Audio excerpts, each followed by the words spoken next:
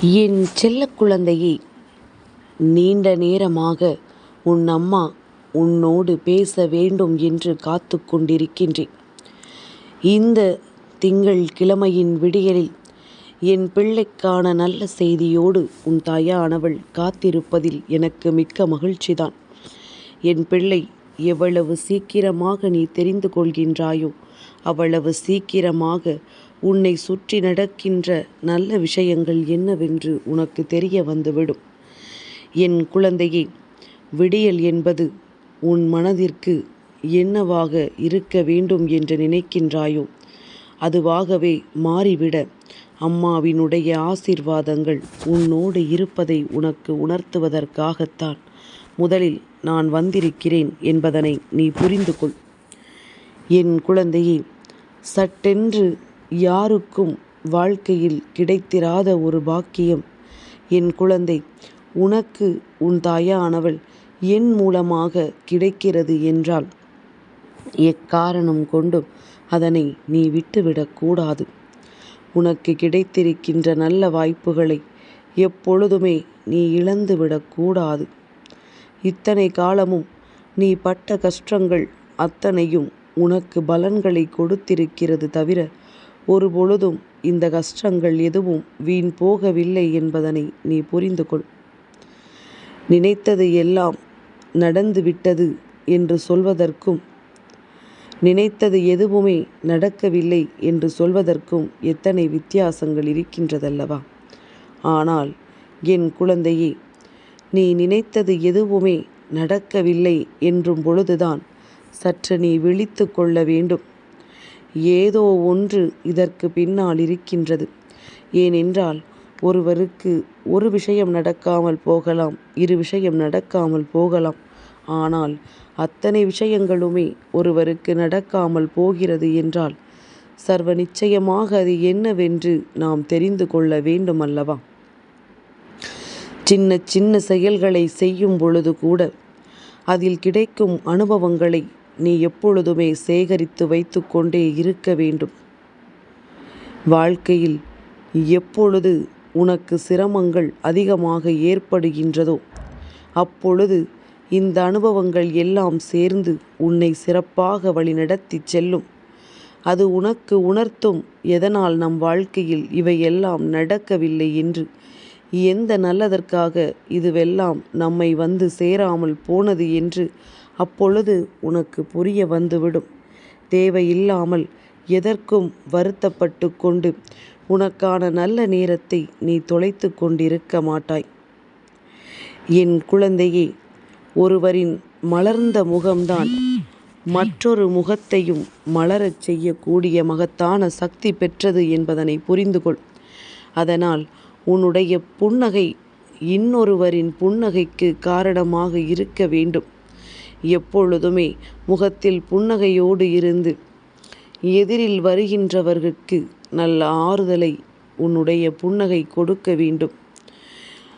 அவர் சென்றால் நமக்கென்ன என்றெல்லாம் இருக்காதே. என் பிள்ளையே, யாரென்றே தெரியாமலேயே இருக்கட்டுமே, அவருக்கும் உனக்கும் எந்த சம்பந்தமுமே இல்லாமல் இருக்கட்டுமே. எதிரில் வருகிறார் அல்லது எதிரில் இருக்கின்ற வாகனத்தில் செல்கிறார், ஏதோ ஒன்று சந்தர்ப்ப சூழ்நிலை காரணமாக ஒருவரை முகத்துக்கு முகம் நேராக சந்திக்க வேண்டிய ஒரு நிலை ஏற்படுகிறது என்றால் சட்டென்று அவர்களுக்கு அவர்களின் புன்னகையை நீ பரிசாக கொடுத்து விட வேண்டும். எந்த மனநிலையிலாவது அவர்கள் வந்திருக்கலாம், எத்தனையோ கஷ்டத்தை தாண்டி அவர்கள் வந்திருக்கலாம். ஆனால் உன்னுடைய ஒரு சிறு புன்னகை அவர்களின் ஒட்டுமொத்த மனநிலையையும் மாற்றி அவர்கள் எடுக்கவிருந்த தவறான முடிவுகளில் இருந்து அவர்களை திருத்தி நல்வழிப்படுத்திவிடும். எத்தனை பெரிய புண்ணியம் காரியம் அல்லவா இது? அதனால் எப்பொழுதுமே புன்னகையை மட்டும் விட்டு விடாதே. அதே நேரத்தில் அது உன்னிடத்தில் இருந்தால்தான் இன்னொருவருக்கு கொடுக்க முடியும் என்பதிலும் நீ தெளிவாக இருக்க வேண்டும். எதிர்பார்க்கின்ற விஷயங்களை விட எதிர்கொள்கின்ற விஷயங்களை அதிகமாக கற்றுக்கொள்ள வேண்டும். இங்கு எதிர்பார்க்கும் வாழ்க்கை யாருக்கும் கிடைப்பதில்லை. எதிர்கொள்கின்ற வாழ்க்கைதான் கிடைக்கிறது. அதாவது கிடைத்த பிறகு அதனை எப்படி வாழப்போகிறோம் என்பதைத்தான் அம்மா சொல்கின்றேன். வேண்டிய விஷயங்கள் அத்தனையிலும் நீ உன்னுடைய கவனத்தை செலுத்துவாயானால் உனக்கு தேவையில்லாத விஷயங்கள் அத்தனையுமே உன்னை விட்டு தானாகவே விலகி ஓடிவிடும். தோல்விகளுக்கு இடையேதான் வெற்றி இருக்கிறது. உன்னுடைய குழப்பங்களுக்கு இடையேதான் நம்பிக்கை இருக்கின்றது. பிரச்சனைகளுக்கு இடையேதான் சாத்தியம் இருக்கின்றது. அதனால் எதையுமே என் பிள்ளை நீ சிந்தித்து செயல்பட வேண்டும். உன்னை தூசி என நினைப்பவர்களிடம் நீ தூசியாகவே இருந்துவிடு. அவர்கள் கண்ணில் படும்பொழுது எல்லாம் நிச்சயமாக கண் கலங்குவார்கள். எதற்காக நாம் இவர்களை தூசி என நினைத்தோம் என்று. இதுவெல்லாம் உன்னை அடுத்த கட்டத்திற்கு அழைத்து செல்லக்கூடிய உத்வேகமான வார்த்தைகள். இதை பிடித்து கொண்டு உன் வாழ்க்கையின் அடுத்த கட்டத்தை நோக்கி நீ நிச்சயமாக பயணிக்க வேண்டும். எந்த நிலையிலும் எப்பேற்பட்ட சூழ்நிலையிலும் நீ தேங்கி நின்றுவிடக்கூடாது. நீ யாருக்காக வேண்டுமானாலும் வாழ்ந்துவிட்டு போகலாம். ஆனால் உனக்காகவும் கொஞ்சம் இந்த வாழ்க்கையை வாழ வேண்டும் என்பதனை முதலில் நீ புரிந்து கொள்ள வேண்டும். இல்லை என்றால் உனக்கான இந்த உலகை உன்னால் காண முடியாது. உனக்கான இந்த நேரத்தை நீ நிச்சயமாக இப்பொழுது அனுபவிக்கவில்லை என்றால் மீண்டும் மீட்டெடுக்க முடியாது என்பதனை நீ புரிந்து கொள்ள வேண்டும். தோல்வியில் இருந்து எதையுமே நீ கற்றுக்கொள்ளவில்லை என்றால் அதுதான் இந்த வாழ்க்கையில் உனக்கு கிடைத்த உண்மையான தோல்வி என்பதனை புரிந்து கொள். எல்லாவற்றிலும் இருந்து கிடைக்கின்ற பாடத்தை சேகரித்து வைக்க வேண்டும். சேகரித்து வைத்தால் மட்டும் போதுமா? அதை உன்னுடைய வாழ்க்கையில் நீ செயலாக்க வேண்டும் என்பதனை புரிந்து கொள். ஒரு பொய் 100 துரோகங்களுக்கு சமம். ஒரு துரோகம் 100 கொலைகளுக்கு சமம் என்பதனை புரிந்து கொள். அதனால் எப்பொழுதும் துரோகம் செய்கிறார்கள் என்று சொல்லி வருத்தப்படுகிறாய் அல்லவா? அதற்கு முன்பாக யாரிடமும் எந்த ஒரு காரணத்திற்காகவும் நீ பொய் சொல்லக்கூடாது என்பதனையும் புரிந்து கொள். பொய்யும் 1000 துரோகங்களுக்கு சமம்தான் என்பதனை புரிந்து கொண்டு அது இல்லாமல் நீ நடந்து கொள்ள வேண்டும்.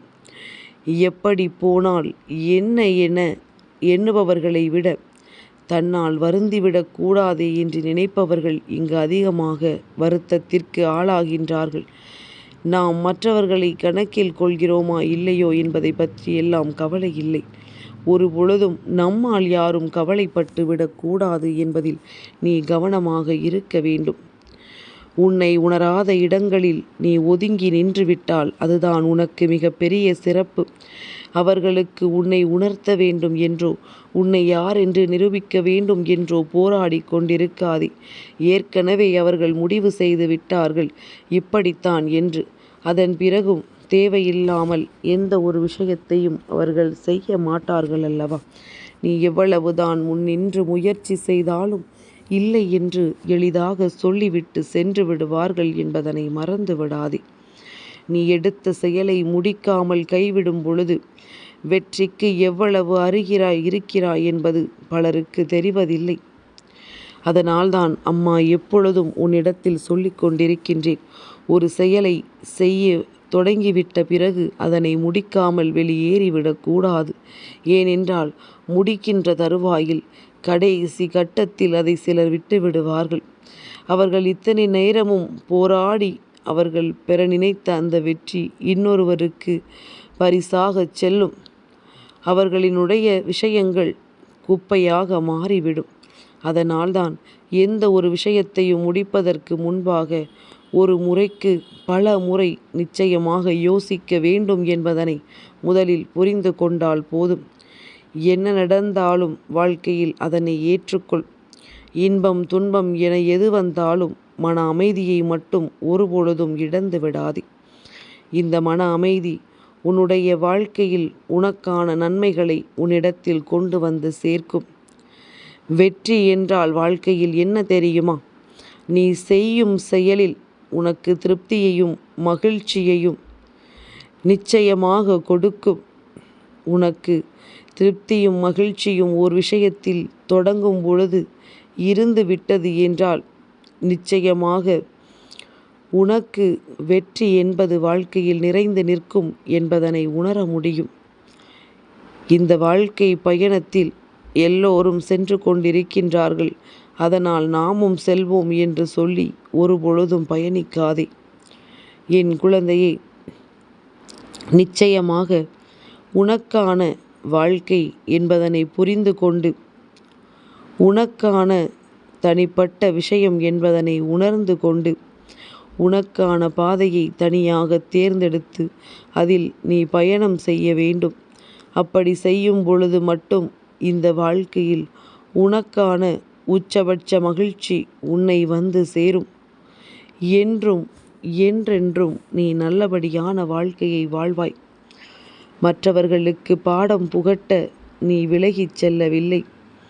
அவர்களிடத்தில் என்னவெல்லாம் நீ கற்றுக்கொண்டாயோ அந்த பாடத்தின் அடிப்படையில்தான் அவர்களை விட்டு நீ விலகிச் செல்கிறாய் என்பது நிச்சயமாக உன் தாயானவள் எனக்கு நன்கு அறிந்த விஷயம். எதையுமே புரிந்து கொள்ளாமல் சட்டென்று ஒரு முடிவுக்கு வருகின்றவள் உன் தாயானவள் நான் அல்ல.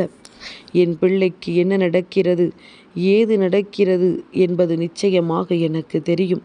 அதனால் அம்மாவை சர்வசாதாரணமாக நீ நினைத்துவிடக்கூடாது.